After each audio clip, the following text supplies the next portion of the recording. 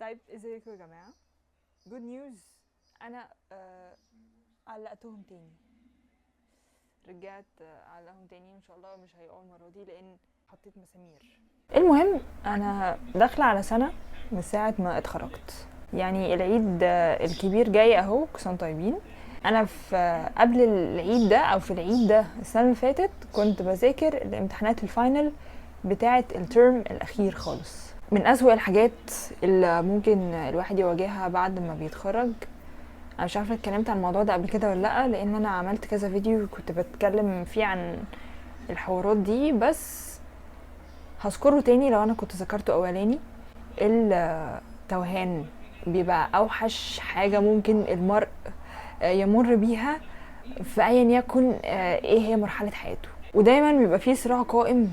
انت حاسس بان الدنيا بتجري واحنا بنجري. يعني انا في دايما ذاكره يعني فكره بتيجي في دماغي ان سن ال30 احنا كده 60، فاحنا لو ما وصلناش حاجه واحنا عندنا 30 سنه، يعني لو مكتوب لنا عمر ان احنا نوصل لها هتبقى مشكله كبيره. يعني انا بجد بقول يا لهوي، وانا يعني احنا خلاص احنا ماشيين، احنا متجهين للسن ده، فاحنا وقتها يكون احنا وصلنا لفين. يعني انا فاكره من يومين كنت بتكلم لسه مع مامتي وبقول لها انا مش متخيله نفسي وانا عندي 40 سنه، او يعني مش بعرف اتخيل نفسي وانا في الفيس دي هبقى عامله ازاي، وهبقى وصلت لايه، ومين حواليا، مين اعرفه ومين معرفوش، مين لسه بتكلم معاه ومين اللي قطعت معاه. الحاجات دي مش بعرف استوعبها، وعقلي مش بيعرف يستوعبها، بسبب ان هي بالنسبه لي شبه مبهمه.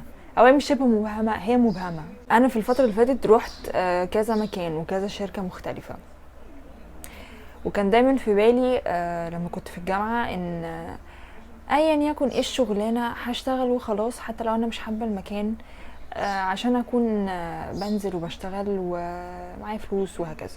اكتشفت ايه بقى؟ الشغل هيخليك تكتشف حاجات في نفسك انت عمرك ما تكون مريت بيها او شكلتها في مخيلتك، لان انت بتكون فاكر العكس. يعني مثلا اكتشفت فيا ان انا مستحيل من اعالي المستحيلات ان انا اقعد في مكان انا مش حابه ان انا اكون قاعده فيه او اروحه خالص. حاجه من الاتنين هتحصل، يا اما انا همشي من نفسي وهمضي كليرنس واقول لهم مش عايزه اكمل معاكم، مش عشان حد ضايقني ولا مش عشان حاجه، بس ايا يكن ايه الاسباب انا مش عايزه اكمل معاكم. يا اما هم هيلاحظوا وهيقولوا لي انت بصي بقى عليكي انت قاعده مش مبسوطه و خلاص النهارده اخر يوم. والاتنين حصلوا معايا، الاتنين. في المره التانية دي انا كنت بعصر على نفسي ليمونه. انا فاكره والله العظيم مره كنت المنبه رن عشان اصحى اروح، انا لقيتني لا اراديا بخبط على دماغي كده اول لما صحيت، عشان انا مش طايقه، مش عايزه اسمع صوت المنبه ومش عايزه انزل. فانا بصراحه كنت مخليه الموضوع ده تشالنج ما بيني وما بين نفسي. قلت انا الشهر ده هيبقى في المكان ده، صاحيه متقدره، راجعه متقدره، انا هناك متقدره، رغم ان مفيش ضغط هناك قوي على فكره. انا الوحيده اللي بقوم بالشغل هناك، او انا اللي قايمه بهذه النوع من الوظيفه. مفيش حد رايس عليا قوي، والناس لذيذه، مفيش حد رخم، بس ستيل اتس نوت ماي بليس، ده مش مكاني. فقلت لنفسي خلاص الشهر ده احنا هنقعد ونعصر على نفسنا ليمونه، وهاخده كتشالنج، احط نفسي تحت ضغط. كنت ايه اللي هو بترقب ان الشهر يعدي علشان امشي، رغم ان كل اللي حواليا كانوا بيقولوا لي لا ما تمشيش غير لما نلاقي شغل تاني وهكذا. بس الموضوع طلع تقيل قوي وصعب قوي، فانا فضلت ان انا اقعد في البيت على اني ان انا انزل اروح مكان انا مش حابه اروح، رغم ان قعده البيت وحشه جدا، من اسوأ الحاجات، وبتخليك ترجع للكومفورت زون بتاعتك تاني، وتخلي الموضوع صعب قوي قوي قوي ان انت ترجع تنزل تاني بشكل روتيني عشان شغل او عشان حتى خروجه. يعني انا حتى الخروجه ممكن اشيل همها او احس انا مش عايزه انزل لان رجعت تاني للكومفورت زون، وهكذا. هي ساقيه واحنا عمالين نلف فيها. وبصراحه انا تعبت قوي من كون ان انا 24/7 unsure من المكان المعين ده او الشغلانه دي، لان الموضوع فعلا مجهد ذهنيا، ان انت مش متاكد ان انت رايح مكان مش عارف انا هكمل فيه ولا لا. وفي الاغلب انا مش هقول احنا، انا ببقى حاسه ان مش ده المكان اللي انا هفضل فيه طول عمري، فبتضايق، ده بيحط عليا لود اكتر، لان فكره ان انت قاعد في مكان مش برضه هو ده اللي هتكمل فيه، ولسه انت في رحله البحث. فاكر قبل كده في فيديو من الفيديوهات، مش فاكره اني واحد، كنت قلت لك انا عارفه انا عايزه اعمل ايه. الجمله دي مش كلها صح ومش كلها غلط، انا عارفه ايه اللي ممكن اكون انا بحب اعمله وشاطره فيه، بس اتضح لي ان ده مش معناه ان انا عارفه ايه اللي انا عايزه اعمله for the rest of my life. وانا حاسه اللي انا عجزت، مش عارفه ليه، بس حاسه ان يعني مثلا الشركه اللي انا كنت فيها دي مفاتش عليها اسبوع تقريبا، سبتهم بقالي اسبوع، وانا حاسه ان الموضوع بقاله كتير قوي. يعني حاسه ان اي حاجه حصلت في حياتي الفتره اللي فاتت كل ما اجي افتكرها بحس انها كانت من سنين، وان انا بفتكرها وحتى مش عارفه افتكرها بشكل كامل قوي، عشان انا حاسه انها بقالها فتره وزمن عدى عليها.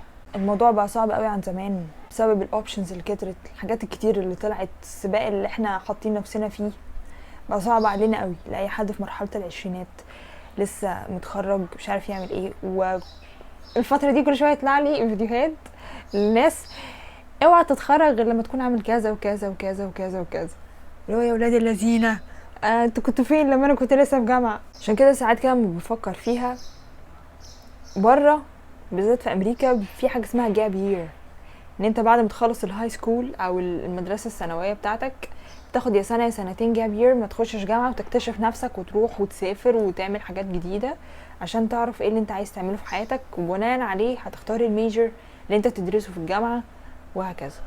ودي من اذكى الحاجات اللي ممكن مجتمع يعملها وما استغربهاش في حد.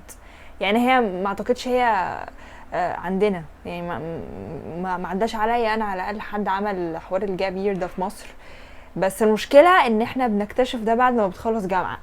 فانت بعد الجامعه في تو جاب يير، يعني ساعات الناس بتعدي ل 25 هم لسه بيكتشفوا عشان هم ما ادوش نفسهم فرصه بعد ما يخلصوا مدرسه ان احنا نعرف احنا عايزين نعمل ايه، لان ده للاسف مش معروف في مجتمعنا، وللاسف احنا شبه مش معترفين بيه قوي. بصراحه معتبره نفسي ان انا في جاب يير او تو جاب ييرز، الله اعلم، ممكن تعدي الاثنين كمان، لان اللود بقى صعب والزمن بجد حط عليك ضغط وحمل قوي بسبب الحاجات اللي حواليك الكتير، الزحمه، الدوشه. فبصراحه كونك عواطلي زيي، سواء انت عواطلي قاصد او مش قاصد، ادي نفسك فرصة ان انت تحاول تكتشف اكتر، حتى من وانت قاعد في اوضتك. مش بقولك يعني انزل اتمشى 20,000 كيلو عشان تكونكت مع الطبيعة وتقابل ناس جديدة، مش شرط كل الناس تعرف تعمل الموضوع ده اصلا، فعلى الاقل من اوضتك يعني حاول تدي لنفسك المساحة ان انت تعرف. وانا بعمل كده حاليا لان I have no other options، وبسبب ان انا اكتشفت حر اللي انا ما اقدرش اقعد في مكان انا مش قادره اقعد فيه، خلاني اكتشف ان انا بقيت قبل اي شركه لازم اشوف المكان الاول، ولازم اشوف طبيعه الشغل، ولازم اشوف هيبقى فيه تيم ولا لا. وحوار التيمز ده طلع بيفرق قوي قوي قوي قوي، كون ان انت بتشتغل لوحدك او مع تيم طبعا دي بتنطبق عليك سواء انت بتحب التيم وورك او لا، بس حوار ان الناس حواليك كده معاك برضو بيعملوا نفس الحاجه اللي انت بتعملها او كده بيسندك شويه، غير لو انت لوحدك.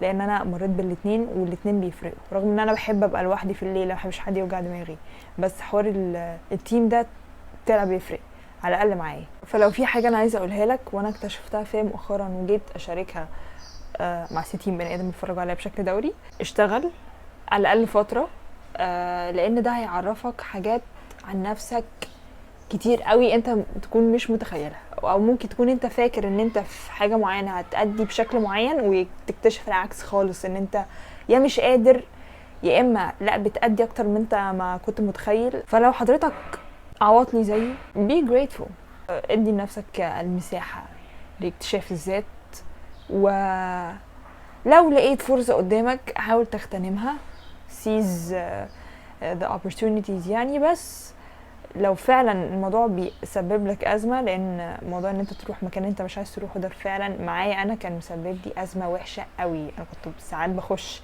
الحمام بتاع المكان اللي انا فيه واخش اعيط واخرج تاني، فالموضوع كان بهدله بجد نفسيه وحشه. فانا مش عارفه والله هو الموضوع صعب فعلا ولا انا اللي حساسه بزياده. انا هموت واقول خد كورس فرنساوي، بس انا مش عايزه اقطع الكلام الجد. انا برضو ممكن اكون مش الانemployed بالشكل كبير، انا حاليا واخده اليوتيوب كفول تايم جوب. اي نعم انا لحد دلوقتي ما شفتش منه جنيه، وبصراحه كنت فاكره ان هو حب من طرف واحد، اتضح لي ان هو مش من طرف واحد ولا حاجه. خد باله مني هو. بس احنا مش عواطليه، ما تقولش على نفسك كده، احنا between jobs. هما بيحبوا يقولوها كده بره عشان ما يقولش ان انا unemployed، لا انا I am between jobs اللي هو يعني يا اخويا. بس احنا هنمشي على نفس المنهج، احنا between jobs، احنا بنشوف هنا وهنا، احنا لسه مش مستقرين على حاجه، وده ما يقللش منك ولا يقلل مني. فبس احب اقول الموضوع فعلا صعب، وان انت تكون مش متاكد وتايه ومش عارف، ده بيسبب حمل كتير قوي على الدماغ، بالذات لو في ضغط من الاهل والمجتمع. لو انت بقى في تجمع بتاع انت بتعمل ايه دلوقتي، بتشتغل فين وبتعمل ايه، دي ممكن تبقى اسئله في الفتره دي ملهاش اجابه. فلو انت حد من الاباء او الامهات او الناس الكبيره في العيله، يعني حط في اعتبارك ان الفتره دي على الشباب اللي لسه فعلا مش عارف هو عايز يعمل ايه، بتبقى صعبة عليهم. بس الحقيقة دي الثوتس اللي كانت موجودة في دماغي الفترة اللي فاتت، بس قلت نفصل شوية واشارك باللي حصل ده، يمكن لعل وعسى في ناس برضو بتتفرج عليا بتمر بهذه المرحلة فيعرف انه مش لوحده. وده ممكن يطمنك ويطمني ويطمننا كلنا مع بعض. بما ان احنا بنتكلم عن الضياع عدم الاستقرار، فلقيت ان ده احسن وقت ارجح فيه فيلم ملوش اي علاقه بالموضوع ده، عشان فعلا كل المواضيع دي رجحت افلامها قبل كده، فما فيش للاسف فيلم شفته لحد دلوقتي لسه ليه علاقه بالموضوع ده. لكن انا في فيلم بحبه قوي قوي قوي قوي قوي قوي، انت مش عارف انا بحبه قد ايه. شفته مرتين في حياتي، مره لسه من اسبوع ومره كانت السنه اللي فاتت، ودي كانت اول مره. والفيلم ده انا بحبه قوي، والفيلم ده ممكن مش هقول الجميع، للبعض يكون مش مفهوم قوي، اللي هو كده شويه، بس انا بحبه قوي وممكن نعمل عنه حلقه كامله لان هو فعلا فيه misconceptions، فانا احب اوضحها. النهارده ترجيحنا لفيلم السهره هو فيلم ليون ذا بروفيشنال. انا بحب الفيلم ده قوي قوي قوي. كان نفسي احطه في التوب 4 على ليتر بوكس، بس كل ما انا اجي اشيل فيلم وهحط فيلم تاني احس ان هو طب ما انا بحب الفيلم ده اشيله ليه، فبرجع ما غيرش حاجه في التوب 4. تاني اناونس ان انا بقيت رسميا فان لمايكل جاكسون. في فرق من ان انا اكون بحب ارتست وان انا فان ليه، دي نقطه احب اوضحها. ان انا ابقى فان لشخص ان انا بحبه كشخصه، ده اولا. ثانيا ان انا ممكن اخش معاك arguments، ان انا ممكن اشكلك عشان خاطره، الشخص اللي هو ما يعرفش ان انا عايشه، ده اللي هو اصلا ميت من 17 سنه حرفيا. انا لما بقيت اسمع اي مغنيين تانيين غير مايكل جاكسون، اسمع المزيكا بتاعتهم بحيث اللي هو في رياكشن كده هو عمله في انترفيوز من بتوعه مع كان بشير، ده عمل كده، فانا يعني حبيت اقول مش عارفه عشان انا لسه هناك. بس احنا كده وصلنا لنهايه الحلقه. شوف فيلم ليون، باي باي.